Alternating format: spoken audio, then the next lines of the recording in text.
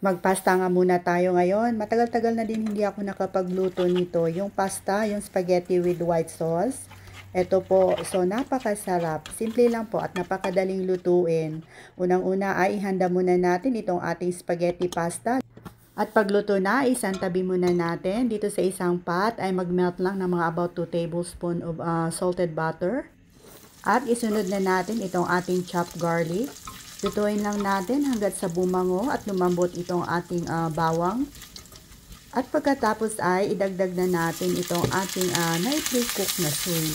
Pwede naman din po kayong gumamit ng fresh. Pero dahil wala tayo nito, ay ito na yung ginamit natin.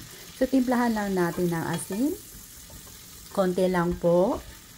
At pagkatapos ay saka na natin ilalagay itong ating cream. All-purpose cream or Nestle cream. So, mga about 1 cup po. And then, timplahan ng asin at paminta ayon sa inyong panlasa. At saka ilalagay na natin itong ating 1/2 cup of parmesan cheese. Naglagay din tayo ng konting chili flakes.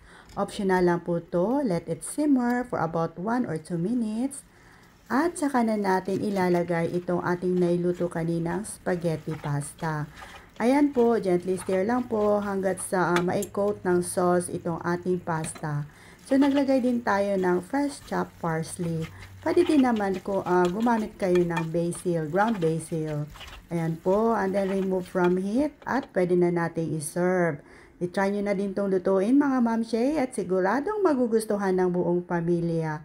Tara, kain po tayo. Daghang salamat!